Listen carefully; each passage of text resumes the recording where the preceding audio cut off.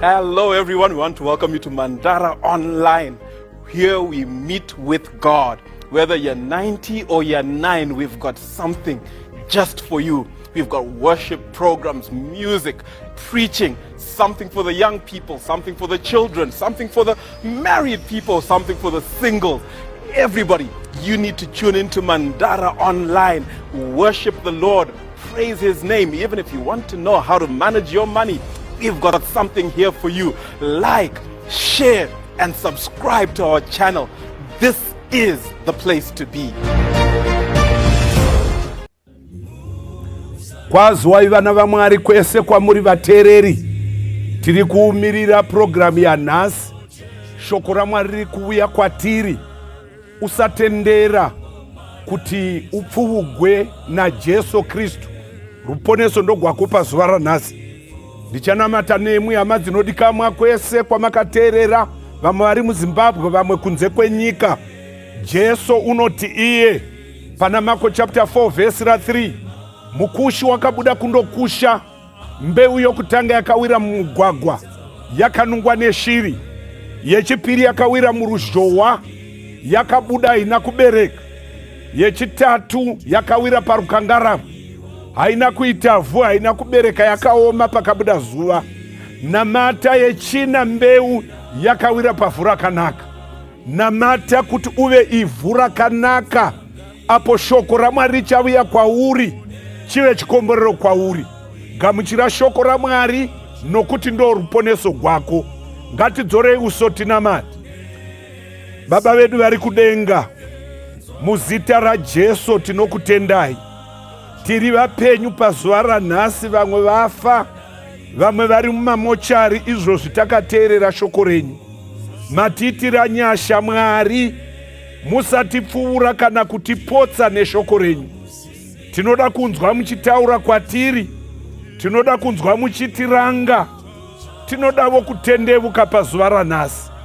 Kana matibata musatendera kutipukunyuke, nokuti munoda kutiponesa. Apo muchadaidza vamwe, musapfuurawo mhuri dzedu. Vamwe pakati pedu Mwari tiri kurwara, musapfuura vanhu venyu Mwari. Vamwe vari kutsvaka mabasa, vamwe vari kutsvaka michato. Shoko renyu parichavuya muchidaidza vanhu kuruponeso, neni musandipfuura Mwari. Munamato wedu Mwari, kutura mitoro yedu yose pazuva ranhasi. Ndimwi dombo redu, ndimwi rugare gwedu, ndimi mupi woupenyu. Pamunovuya tinowana upenyu husingaperi. Chitikomborerai pazuva ranhasi Mwari. Apo muchadaidza vamwe, neni musandipfuura Mwari. Musandipfuura Mwari, musandipfuura Mwari muupenyu huno hunorema. Tenderai shoko renyu kubereka zvibereko kusvika nokusingaperi. Munamato wedu wokutenda, muzita raJesu rogara nokusingaperi. Amen.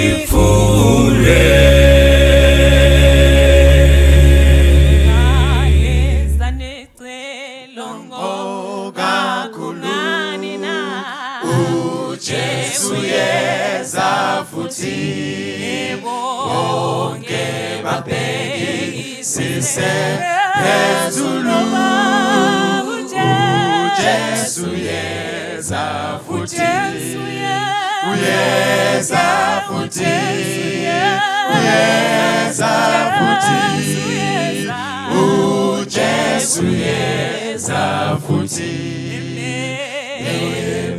ezanina seziqomweni uJesu yeza futhi izano bukhosi zinyane uJesu yeza futhi uyeza futhi uyeza futhi uJesu yeza futhi Yogo manini lwandle namazana uJesu yeza futhi kubukanika njalo zinhlanzi uJesu yeza futhi uyeza futhi uyeza futhi uJesu yeza futhi siyasitshela iziboniso uJesu yeza futhi nawo umoya uyavunguza uJesu yeza futhi uyeza futhi uyeza futhi uJesu yeza futhi izizwe zonke zithukuthele uJesu yeza futhi nalo ulwazi futhi lwandile uJesu yeza futhi uyeza futhi uyeza futhi uJesu yeza futhi Enkosi fikile emnyango twalisiphambano manje abalungileyo bazobuthwa yiyo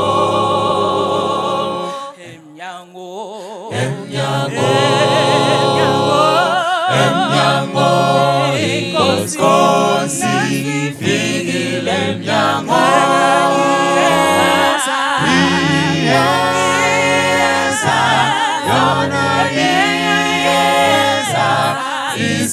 isifikile emnyango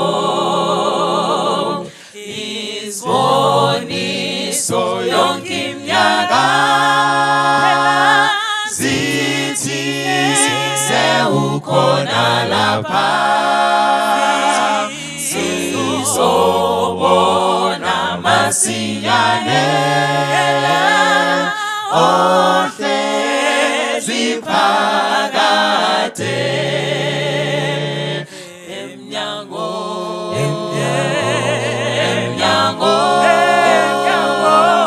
inkosi ifikile emnyango iyeza yona iyeza isifikile emnyango qaphela emhlabeni inhlupheko azipheli uzofika umsindisi afe umkhohlisi emnyango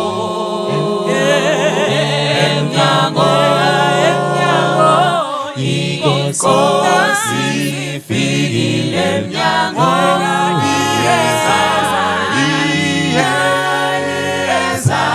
yona iyeza isifikile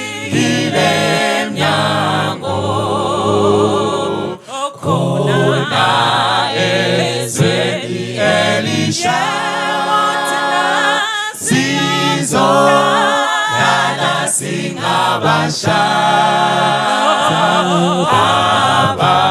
abavayo bangabhubhi kuve naphakade emnyango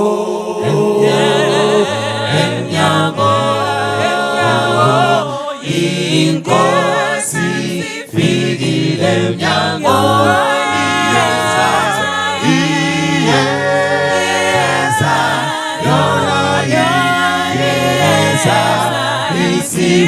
isifikile emnyango. 61 ngoJesu ngethanda ukwazi ngitshela abanye ngomusa bathole ukuxolelwa owenza ukusifela okunye ngoJesu okunye ngoJesu yena mina wangophela yena ngami wazithela ngoJesu mangifundiswe neyakhi ingqondo ngaziswe moya ngcwele mfundisiwa beza okukaKristu okunye ngoJesu okunye ngoJesu yena mina wangophela yena ngami wazithela naye uJesu mangizwane naye uJesu ngithandane izwe izwi lakhe kimi likhuluma konke kimi okunye ngoJesu okunye ngoJesu yena mina wangophela yena ngami wazithela ngoJesu nabubukhosi ize ngihlabelo mkhosi ibabaza ngingathuli ani udlu lokuthula okunye ngoJesu okunye ngoJesu yena mina wangophela yena ngami wazithela. 82 tenzi muchazwando imbaje pamangwanani dino nyama takunemi dino chema ivi dino dangwe yamutswene undithunga mire itaninzi raishene uneni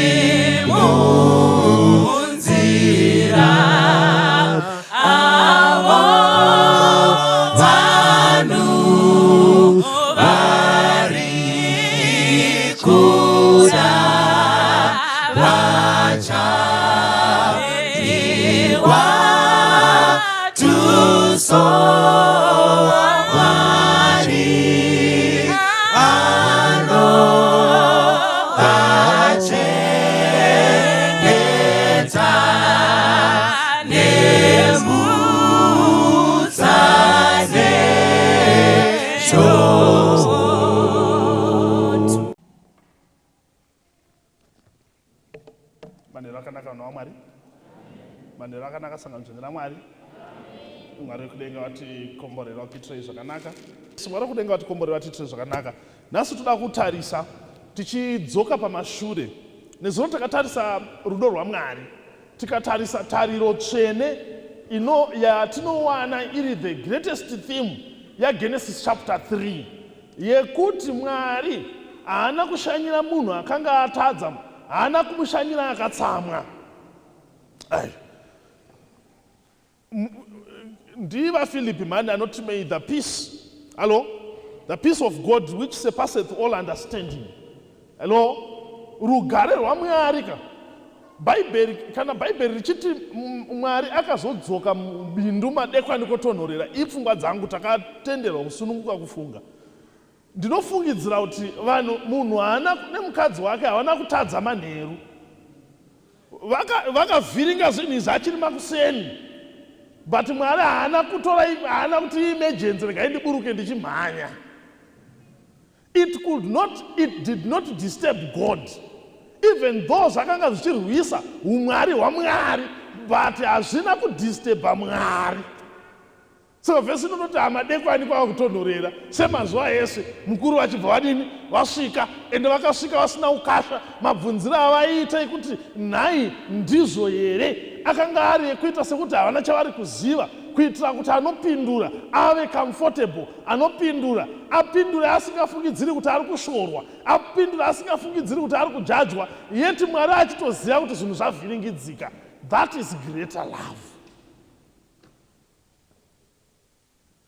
Mukuru dai zvanga zvakaitika kwedu ipapapo taitosimuka fasta kapamhanyiwa senseni ikoko. Chii chamaita kusenseni ikoko? Mwari haana kudaro. Toda kuti tibatsirane sevanhu vanotenda. Kana munhu akavhiringa, mune matare anogarwa mupfungwa dzemunhu iyeye zvekuti dai maigona kumurerusira, kumubatsira nekumutsvagira way out, zvekunyanya kuchimutongesa kamunhu. Hakuna munhu anogona kutongesa munhu kupfuura munhu avhiringa. Handisi kunzwikwa. Tinobva tamukomba toti waizviitirei, wanga usingazivi here kuti zvazodai. Iye zvino watiparira. Iye ane rimwe dare raainaro pai mumusoro, chakaita kuti Adamu naEve vasare vachida Mwari. Inhau yekuti God handled their mess nenzira yanga isinga threaten their existence. Pavanga vakatarisa vachiona Mwari achibata gwai ichifa panzvimbo yaani yavo. Nhasi totarisa chapter 1 verse 26. Chapter 1 verse 26 Genesis. Chapter 1 verse 26 inotiyo Mwari akati ngatiite munhu nemufananidzo wedu akafanana nesu. Yes, peshiri dzedenga, pezvipfuwo napamusoro penyika yose, napamusoro pezvipenyu zvose zvinokambaira panyika. Mwari, yes, nomufananidzo wake akavasika, nomufananidzo waMwari akavasika murume nomukadzi. 20, yes. Akaropafadza akati kwavari, berekanai muwande ezvo muzadze nyika. All right. Yes. Yes. Amen. Saka ndoroti kudini. Yeah, right. Now, vesi pane here contribution yemunhu yamuri kunzwa apa? Hello? Pane here pamuri kunzwa kuti munhu akazoti dai madai so? Existence yemunhu yakanga isina contribution kana input yemunhu besides kuzongovapo kwake. Nhasi chimwe chezvinhu zviri kuvhiringa kunamata Mwari inhau yekuti pane zvakawanda zviri kuiswa nevanhu in the matrix. Munhu anga achifanira kunozvipresenta pamberi paMwari. Mwari voratidza zvavanoshuvira kuti munhu ave. Ndinzwika navanhu vashoma. Ndiri kunzwika navanhu vashoma. Ndiri kuti nini? nauye kuti munhu avepo. Haina kutora munhu kuti akumbire Mwari kuti avepo. Saka zvinoreva kuti parelationship yangu naMwari, iye akaita kuti ndivepo ane zano rakapfuura rangu. Andei pamberi. Mwari akati ngatiite munhu nemufananidzo wedu, akafanana nesu. Saka shona yakaita sekuti yakaremerwa. Ndobva yangoti mufananidzo, ndobva yati futi kufanana. Chirungu chinotaura image, chozotaura likeness. Muri perona Mwari? Zvanzi image iri kutaurwa apa. Mwari akasika munhu kuti munhu aportray zviri Mwari.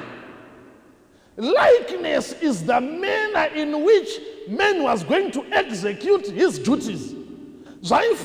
Maitirwo azvaifanira kuitwa naMwari ndo maitirwo, ndo simba rakaiswa mumunhu rekuti azviite maitirwo azvaifanira kuitwa naMwari. Teereresai, Mwari achisika munhu, zano raMwari ranga riri rekuti Mwari vaonekwe mumunhu, so that God could project himself through men. Mwari haana kusika munhu kuti munhu ave Mwari. Mwari akasika munhu kuti munhu ave mufananidzo waMwari. Teereresai. Saka mira glazi ukaenda ukanozvipresenta pamberi pemira, ngatiti iri mira iyi. Tese tiri muchechi tiri kuona pamira, muchiona futi Nakunyada. Nakunyada akamira pamira apa, image yake inoreflectwa nechinyi? Nemira. Zvekuti kana ndikakuti describe Nakunyada, unogona kutarisa mumira ukabuda nedescription iri correct. Unogona kutarisa the man himself ukabuda nedescription iri chinyi? Iri correct. Munhu akanga achifanira kureflecta who God is. Saka zvisikwa zvese zvisiri munhu zvaifanira kuti zvikaswera nemunhu zvikazosangana naMwari, hazviri introduction. Muri pesaka zvina Mwari. Saka ngatidzoke pamira image apa. Saka imimi mukatarisa mumira muri kuona Nakunyada, ndizvo here? Ngatingopicture mira racho rivepo. Mukatarisa mumira munoona Nakunyada, mukatarisa kunze kwemira munoona Nakunyada. Saka tina vanhu vangani apa? Alo, tina vanhu vangani? Ngatingotaura kazvina kuoma izvi. Vanhu vangani? Why? Umwe ari mumira uyu mufananidzo weari kunze. Ndosaka munhu asiri Mwari, ende ndosaka Mwari asiri munhu. Hamuna kuzvinzwa.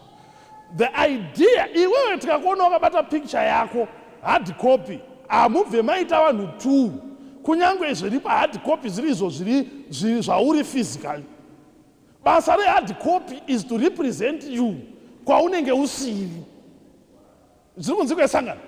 Teereresai, handitauri zvakaoma, ndo zvandinotenda. Zvandinotaura zvinogona kuve complex but never complicated. Mwari achisika munhu, zano raMwari ranga riri rekuti Mwari aonekwe mumunhu. Ndochekutanga. Issue yelikeness iri kutaurwa iyi ndeyekuti the system that was to operate in men yaifanira kunge iri system yakafanana nesystem inooperata naMwari. Ndosaka mukaverenga pazasi munonzwa kuti Mwari akaisa Adhamu muEden kuti Adhamu atumidze mhuka mazita.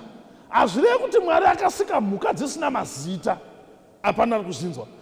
Adhamu akatumidza mhuka mazita. Bhaibheri rinoti mazita adzakatumidzwa naAdhamu ndiwo akava mazita adzo kusvika rini? Nhasi. Original version nevadzidzi veBhaibheri inoti mazita adzakatumidzwa naAdhamu ndiwo aiva mazita adzo. Why? Because chakasika mhuka, simba rakasika mhuka, software yakasika mhuka is the same software yakanga iri muna Mwari. Saka Mwari achisika munhu, vana vaMwari akasika kuti munhu ave mudziyo unoonekwa Mwari maari.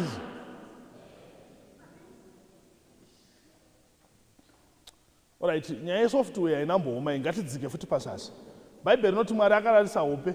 After Genesis 2 Mwari ati hazvina kunaka kuti munhu agara arega. Verse 18 Bhaibheri rinozoti Mwari akararisa Adhamu hope ndobva atora parutivi rumbabvu. Halo? Achibva umba chinyi? Munhu. Ndobva aumba mukadzi mudzimai. Mwari haana kutanga aita meeting naAdhamu kuti ndozvandakuda kuita. Mwari akangorarisa Adhamu hope. Saka Mwari akatarisa Eve, aiona nyama yenyama yaAdhamu nepfupa repfupa rani remapfupa ani aAdhamu.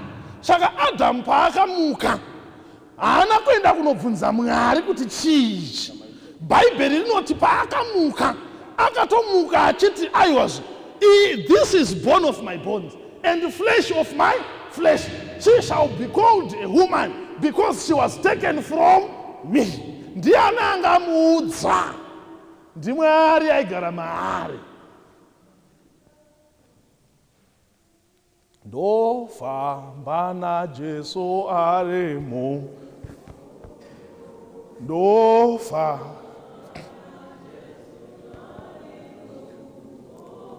Intention yekutanga ya Mwari yakanga iri yekuti Mwari aisafanira kuparidzirwa kuvanhu. Hamuna kuzvinzwa. Zano rekutanga raMwari rakanga riri rekuti Mwari aisafanira kuparidzirwa vanhu. Masose ndo aifanira, tingadai tine crusade yemasose right now tichivazivisa zviri Mwari. Iri kunzwika here?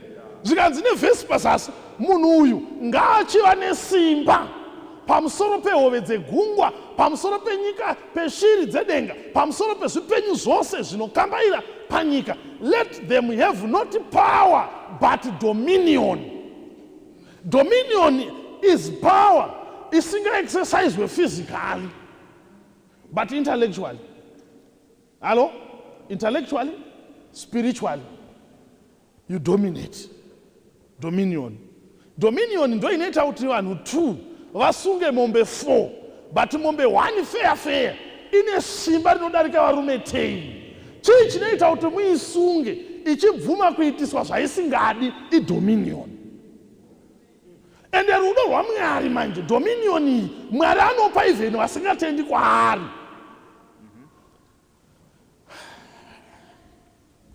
Even vasingatendi kuti Mwari ariko mai. Kana vakuda kuuraya huku haivabvunzi. Inofa yakanyarara. Hamusi kundinzwa sangano dzina. Even vasingatendi kuti kuna Mwari, they still exercise dominion. Ndo rudo rwaMwari. Mwari havatitanga watenda kwandiri kuti ugosangana nesimba rangu. Mwari vanounza simba ravo kumunhu wese kuitira kuti kana tazoziva kuti tanga tichirarama pasi pesimba raMwari tizive kuti ndiMwari ane rudo. Saka ranga risiri plani ya Mwari, handina problem nemutupo indinotoriwa nemutupo wangu, ndinoera moyo ndine mutupo wangu. Saka musafunga kuti tine dambudziko nemutupo, no. But zano raMwari ranga risiri rekuti tivhaire isusu nekuyera mhuka. Zano raMwari ranga riri rekuti mhuka dzichive vanhu. Musi kundinzwa ini. Munoziva kuti chihere yemusango so yaifanira kuti ndinoera amai vedhoka kana kuti veruwadzano. Handiri kunzwika yesangano. Ndo original order yaMwari.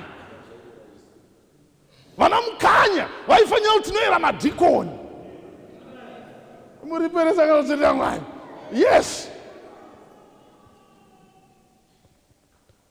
Saka nekuda kwekuti order yakavhiringwa, mudhikoni anosununguka chaizvo mukamuti mukanya. Ona hunhu hwegudo so akadai akanyasonzwa kuti ya dai ndiri gudo. Ndo patitori sangano dzina raMwari, ndo patava, ndo saka makuona takuparidzira vanhu nekuti tatopa crisis, ndo patitori munhu abva paposition yaakasikwa naMwari ari. Saka ngatifambe mbichana titarise hondo yepana chapter 3 tione chakaituma. hondo yaGenesis yaiya nyoka ichifurira mukadzi yakabva papi? Satani akadzingwa kudenga. Ndozotaura zvakazarurwa. Kwakaitika hondo kudenga achibva adzingwa nekuti aida kurwa naMwari. Zvinoreva kuti akashayiwa nzvimbo kudenga nekuti Satani presence yaMwari yakanga isingamufadzi. Saka akakandwa panyika pasi. But akandwa panyika pasi, the only place yaakanga achiona futi Mwari akamudzinga kudenga mumunhu. Amusi kuzvinzwa? Ndobva atoona kuti as long as mumunhu muna Mwari, panyika futi hapagariki sekusagarika kwakaitika kudenga. Ndobva aronga zano rekuti ngatichimeka sure kuti Mwari anotama mumunhu kuti tigone kugara nemunhu asina Mwari. Munotenderana neni vanhu vakawanda. Kana ukanzwirwa nyasha naMwari, Mwari akakupa mufananidzo wake, unoita shamwari shoma. Hamuna kuzvinzwa? Kana kuti mazvinzwa asi muda kufunga kuti muda kuita sekuti hamuna kuzondataura. Kana ukaropafadzwa naMwari, Mwari akakupa his glory, ikakuchengeta, uchadzinga vanhu vakawanda vasinei naMwari. Nekuti that alone offends them. The fact yekungoti hauna magirlfriends, hauiti izvozvo, yakadaro inodzinga vanhu. Vamwe vanotogumbuka. Manyararaka. Chimwe chinoita kuti uunganirwe nevanhu vakawanda nevamwe vasina basa ndechekuti mauri hamusisina vakuru vanogaramo. Munonzwa zvishoma imi. Adama naEvha havaziriwo vega vaidya muchero muEdeni. Mhuka dzaidya. Satani akadii kunounganidza makudo kuti uyai mudye muti wakarambidzwa. Ungade wakangodyiwazve. Akadini kunotora nzou woti zunzai udoni. Dzimwe mhuka dzese ngatidye, idyai upere. Sei akatageta munhu? Nekuti mumunhu maigara Mwari. Muri kunzesanganywa naMwari. Mwari akati ngatiite munhu nemufananidzo wedu akafanana nesu. Nhasi ukanga uchitarisa unotoona kuti mhuka dzinenge dzatove nani kupfuura vanhu. Ukanga uri kufamba usiku ukasangana nembwa, haunyanye kuvhunduka. Ukaona munhu usiku uchifamba usiku, munosiyana nzira. Iwe wakatsika matama enzira yekusaidhuku, iye akatsika yekusaidhuku. Mugofamba makacheukana kusvika musisaonani. Iye anenge achizvibvunza kuti ndiani, iwe uchibvunzawo kuti iye ndiani. Uchibvunza kuti ari kutsvagei, iye achibvunza. Munhu haasisiri paposition yaakasikwa ari nani? naMwari.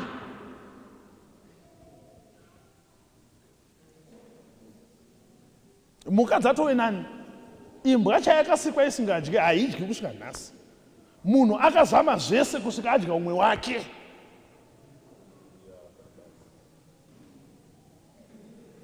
Halo?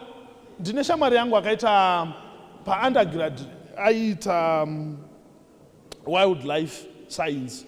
Saka akaita about 2 months achiita research. 2 months aiita research on monkeys and baboons. Saka dzimwe nguva aitoswera nadzo. Halo? Akandiudza akati hakuna ma-homosexuals kumakudo. Akati hakuna. Handaka 2 months ndichiswera nadzo kutoziva kuti anogara kwakati makudo epakati aiti paanomukawo makudo achifamba iye anenge achifambawo kusvika makudo amujaira. Akati hakuna. Munhu akapedza vakadzi ambva atanga kudzokera kuvarume.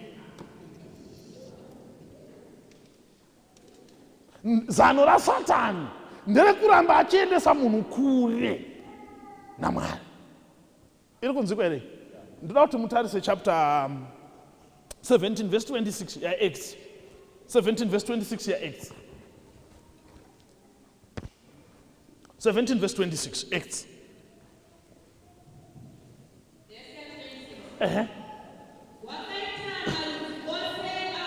Mwari akaita marudzi ose evanhu achibva kune munhu mumwe chete kuti vagare pose panyika. Akatara nguva dzavakatemerwa nemiganhu yekugara kwavo kuti vaite sei.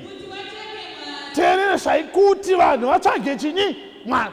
Hamusi kundinzwa. Mwari akaita vanhu kuti vanhu vatsvage ani? Mwari. Yes. Yes. Good. Pane zvinhu 2 zvandoda kuti titaure pavhesi iyo. Zvanzi Mwari akasika kuti vanhu vagare panyika. Ndobva atotara nguva dzavakatemerwa. Mwari aitoziva kuti paperiodi yakati generation yanalobhengula inenge isisipo. Hamusi kuzvinzwa. Izvezvi paperiodi yatiri izvezvi so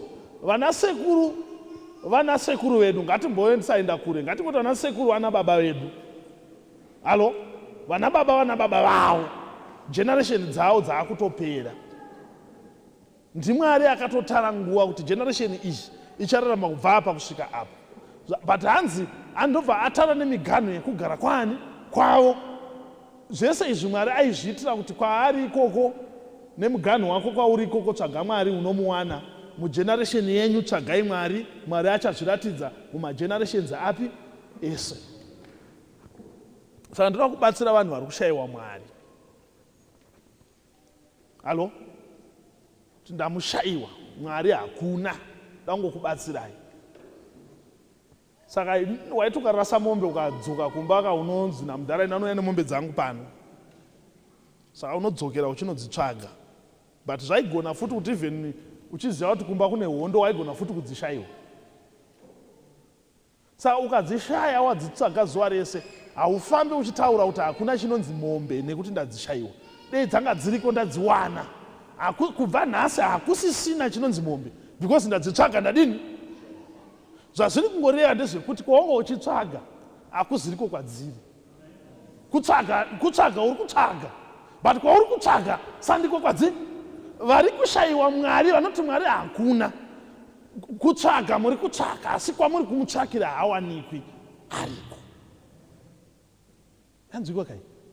Muri kunzwa cheche yaMwari? Zvikanzi Mwari akasika munhu kuti atsvage Mwari. Saka vanoti purpose is the original intention of the manufacturer. The original intent. That which makes him or motivates you to make something. That's the purpose. Saka chair E.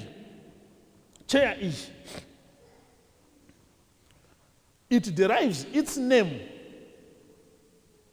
from the purpose yakagadzirirwa. Halo?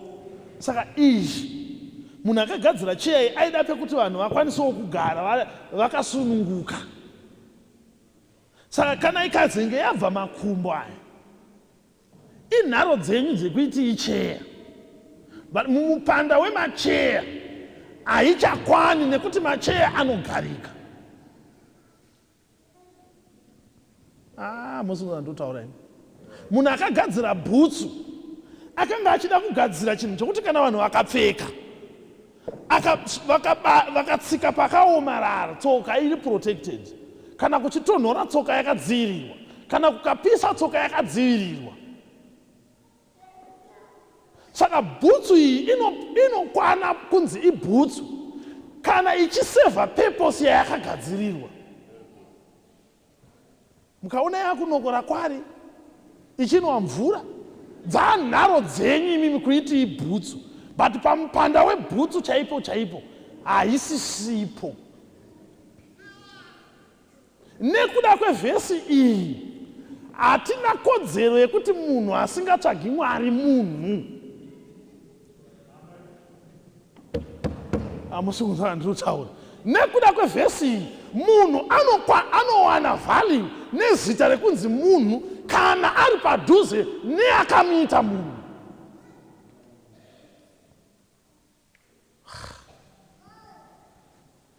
Muri perwa naMwari. Saka ukabva pana Mwari unosara usisiri munhu. Ndatariswa manje. Dzingoriwo nharo kuti tikuti imamuka sei. Dzingoriwo nharo dzekuti dzinotingadini, but imi munotozviziya mega chaiko kuti inini zvauri kufunga izvezvi hazvifungwi nemunhu. Ndamboti imwe time ndaenda kumusangano kuchechi kemeeting kuGokwe kuKana Mission. Saka ndakasvika usiku around 11 dzeusiku. Vandasvika vanhu vakaita meeting, vamwe vachitochema. Saka mufundisi wakunditsanangurira akati tiri kubva kutogashira news paita disaster. Chii chaitika? Muchinda uyu akanetsana nemudzimai wake kuSouth Africa, ndobva mudzimai adzoka kumba. Saka iye anoti mudzimai akatora mari yangu ndiri kubasa, ndobva adzoka. Iye paakabva kubasa ndoona kuti munhu asisipo, ndobva ateera kuno, ndobva asvika kumba kwavo iye, ndobva aona mudzimai hako, ndobva aenda kwana Tezvara, ndobva anowana mudzimai hako, asi vana vari kuti vakambosvika kuno, but pamba mudzimai anga asiko, vabereki vemudzimai vanga vasipo, pamba pangosara vana vasiri vana vake futi. Ndo vakazomuudza kuti tete vamuri kubvunza vakambouya, asi pane kwavakaenda havapo panavo. Iye anoti akabva pamba ipapo aona kuti pane vana chete, ndobva anotenga peturu, ndobva vana varara, ndobva asunga mukova uyu, ndobva aita imwe yekudira nepasi pedhoo, imwe ndobva adira pamusoro pemba, ndobva abatidza, ndobva atora bhemba, vaenda kudanga remombe, vanotema makumbo, anga asingatemi musoro. Hapana yanga yakafa mombe dzese idzodzo, but hapana yanga yakamira. Vana vatsvira mumba, vese vatsva vafa, mombe kudanga atema dzese. Vanhu vakaungana, ndobva atumira message pafoni yaTezvara kuti chimbopedzai kuchema iva vavo, ndiri kudzoka. Manyararaka hazviitwi nemunhu. Hamusi kunzwa zvandotaura. Saka pamune muchinzi tsvagai Mwari, muri kunzi ndokuti muve vanhu, ndokuti muve user friendly. Mwanangu, patinenge tichikuti usanyanya kuda kupa moyo wako kuvanhu vasingatyi Mwari, tiri kuti havazi vanhu muchidimbu. Handiti akakurova izvo uri kumunyengerera futi. Arifana kunyengerera umwe, ndiani akarohwa neakarova. Asi relationship yenyu haina vanhu mwanangu, asi mukadzoka pana Mwari, maonerwo aunoitwa naMwari, handadzi, maonerwo aunoitwa naMwari ndo maonerwo aunoitwa negentleman ishi. Kana Mwari akakutarisa, nekuti Mwari ari muna William akakutarisa, zvinoonekwa naMwari mauri ndo zvinoonekwa naWilliam, nyika yogarika.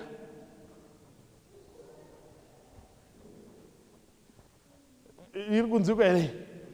Mwari akasika munhu kuti munhu ngaatsvage Mwari. Kana munhu, as long as munhu achitsvaga Mwari, relationship yemira neimage inoramba yakamentenwa. Izvezvi tiri muno muchechi, ndikakuti tarisa kumba kwenyu kwawabva, utarise mira rekumba kwawabva, rinoshanda here? Izvezvi uri panapa, rinoshanda here?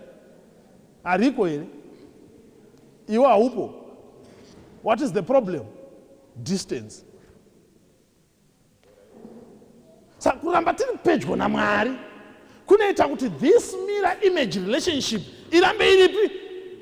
Paunotarisa pamira unoona kuti tai yangu yanzvenga, nekuti uri pachinyi, uri pamira. Vanoramba vari pedyo naMwari, hama dzangu, Mwari anovaudza kuti mafambiro aya haasisiri right, nekuti image haichabude zvakadini, zvakanaka. So Genesis chapter 3, the mirror was tampered with. Sapane mapossibility mairi ekuti ukatarisa mumira unoona zvisiripo. Mapossibility acho mairi ndeyekuti sometimes mira racho rinenge risina covering yekuseri. Sarine ritori glass straight, itori see through. Possibility yechitu ndeyekuti iwewe wacho unogona kunge wakadhakwa kana kuti une challenge, une confusion. Saka unogona kuona zvisipo. Saka Satan aiziva kuti as long as mira iri riri right, rinopa image iri correct, ndobva Satan aenda kunoita temper with the mirror. Saka matatu tifanira kuona Mwari taakuona varoyi. Matatu tifanira kuona Mwari taakuona pfambi. Matatu tifanira kuona Mwari taakuona mhondi. Matatu tifanira kuona Mwari taakuona iwe. Nditaura iwe zvautori izvozvo izvo. Taakuona iwe patatifanira kuona ani?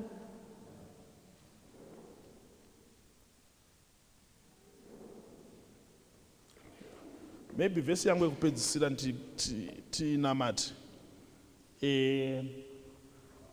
Inofanira kunge iri 22 verse 20. Nditarisirei Matthew 22 verse 20. 22 verse 20, yeah, ndiyo. 22 verse 20.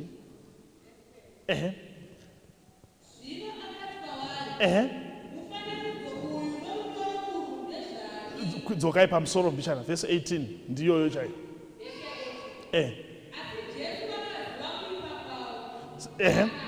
Saka zvavakanga vaita manje vakauya vachida kumubvunza kuti tobvisa here mutero waCaesar, tobhadhara here matax.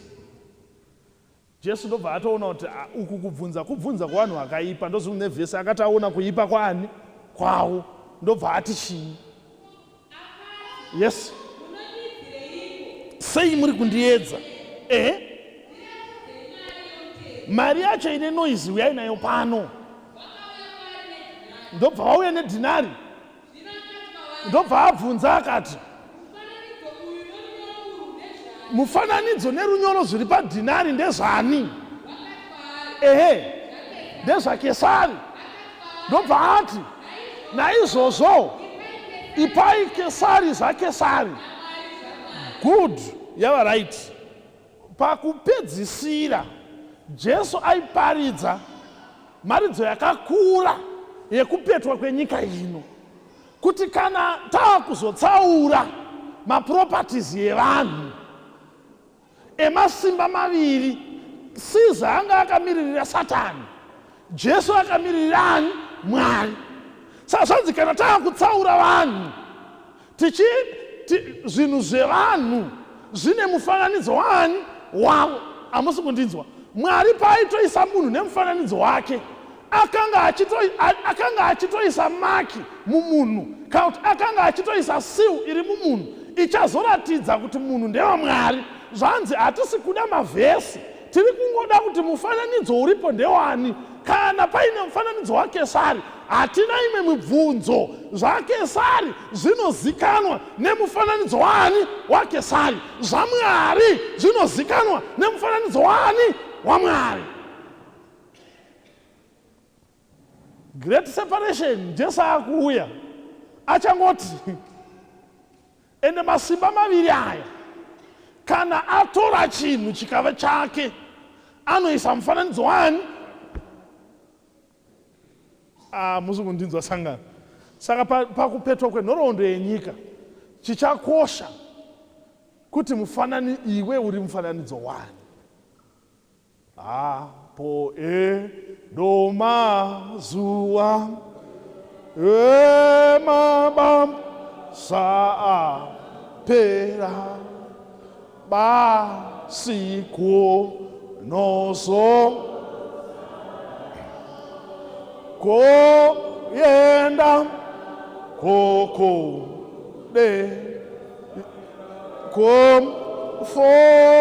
komfongane mazita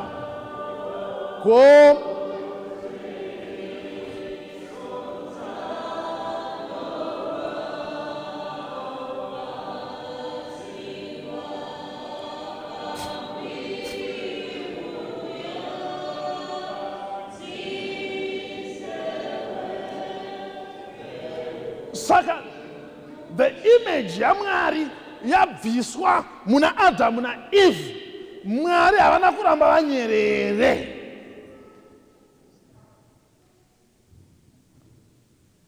Saka hondo yese inotanga basa rese rinotanga kuzoitwa naMwari after Genesis 3 yanga ya Operation Restore Order or Legacy. God did not give up on men. Ende pakabva munhu paakabva zvinhu zvandotaura nazvo nambooma ini. Mukateerera conversation yakazotanga kunge yakuitwa nemunhu adya muchero, you can tell kuti maari manga maane mufananidzo waani. Hamusi kuzinzwa? Iye mukadzi waakambovhumuka mazuva apfuura achiti inyama yenyama yangu, Mwari akumubvunza kuti zvafamba sei. Language yabva yatochinja, haisisina kuti nyama yenyama yangu, zvaakunzi mukadzi wamakandipa imimi. Munipera naMwari. Immediately after the fall of man, men inherited, or men put on the image of the devil. Samangwana tiri kutarisa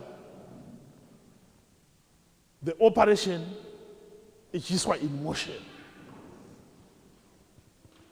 Ndosaka msangano uno uchinzi blessed assurance, blessed hope, tariro inofadza.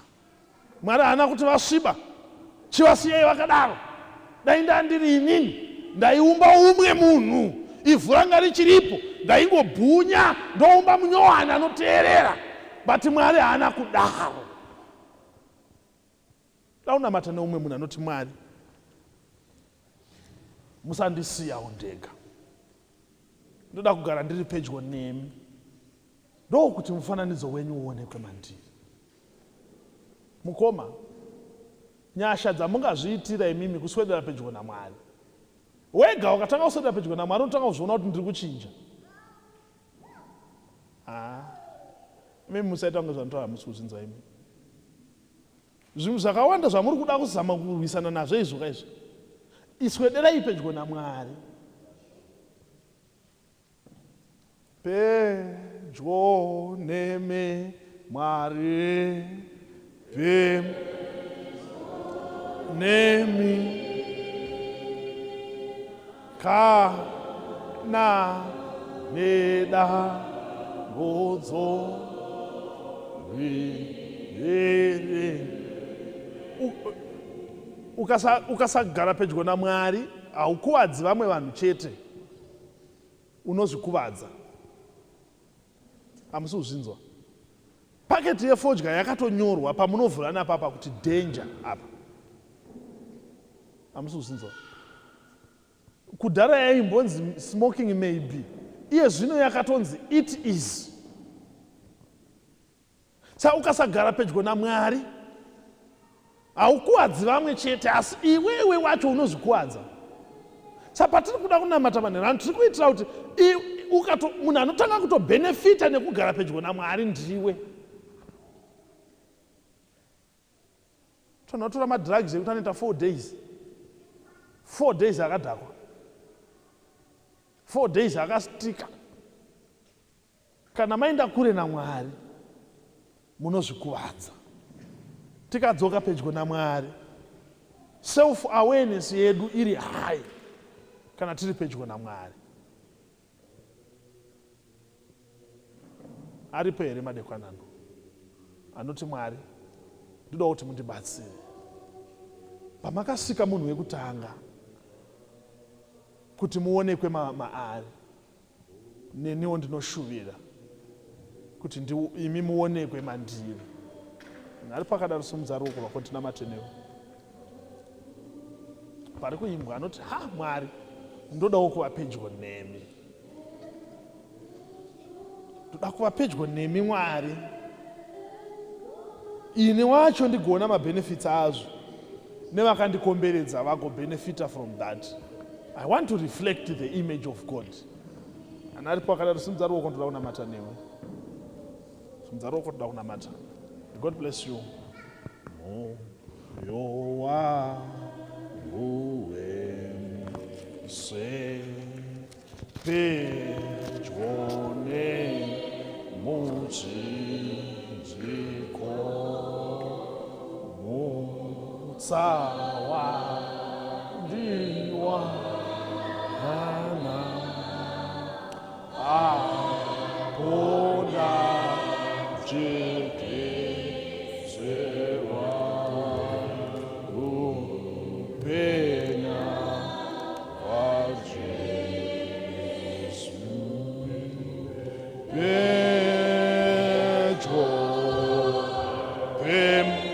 pecho nemchinjiko wenyonje opa nosorora moyo wawe. Thank you. Ngatinamatei. Baba vedu vari kudenga, tinouya kwamuri kuti tive neukama nemi huri nani, kuti zano renyu rekutanga rizadziswe. We can only see properly kana tichiona tiri pedyo nemi. Tinogona kuona zvakanaka kana tiinemi, tinogona kutaura zvakanaka kana tiinemi. Our behavior changes when we are close to you. Our temperament changes. Our attitude, our moods change because of our proximity to you. Dear Lord, we come before your throne this evening. Hatina chimwe chatingauya nacho, but we just bring ourselves. Tattered and torn, bruised, dejected and rejected as we are. But tinoziva kuti tikava pedyo nemi, imi makatisika out of nothing. Hamungatadzi kutigadzira now that we are something. We bring ourselves before the throne of grace this evening. Tichikutendai nekutaurwa kweshoko renyu. Tinokumbira kuti tive vanhu panyika isisina vanhu. Tinokumbira kuti mudzimba dzedu tive vanhu vanogarika nawo nekuti tinenge tichigara nemi. Mwari, tiregererei, mune mhosva zhinji mumwoyo yedu dzezvatakaita tabva pamuri, asi muri Mwari hamupi vanhu mhosva, munodaidza vazhinji kuti vadzoke kwamuri. Pamadekwana ano tinoshuvirawo kuva neupenyu huri nani. Tidzosereiwo Mwari kuodha yenyu yekutanga, odha yakazara kururama, ine conscience dzinovhunduka zvivi. Tinoishuvira nekuti muri Mwari. This is our prayer panhero ano. Pataakupatsana fambai nesu, mutichengete, mutirangarire zvemangwana patichadzidza, muzita raJesu tinokunamatai nekusingaperi. Amen. May God bless you. May God bless the reading of His word. Let's meet again tomorrow. Urupumla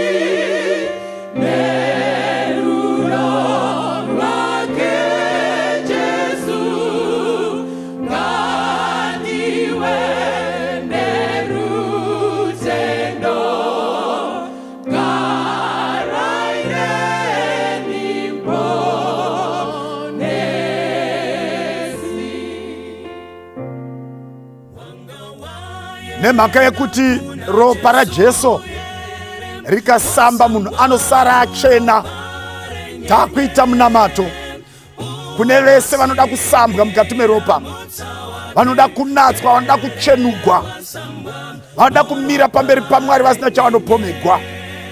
Ngatidzorese wedu tinyengetere. Baba wedu variko kudenga, Baba vaishe na muponesi wedu Jesu, tinoshaya mazwi, tinoshaya mashoko. Epa pasina muchinjiko, epa pasina ropa rakadeuka. Imimi Mwari taikuwanira ikupi, uye isu taizoonekwepi? Tinotenda nezano romuchinjiko rakaisa Jesu paGorogota. Tinotenda nezano romuchinjiko rakaturika mwanakomana waMwari pamuchinjiko. Tinotenda nevakomana muutsinye bwavo vakarovera zvipikiri, ropa rikadzituka rikabvinza. Asi isu takuverengwa, vaigara muriba, takuverengwa pakati pevane chiedza. Isu vayo kumashavi, takuverengwa pakati pavatsvene. Isu vana murashwa, takuverengwa pana muwanikwa.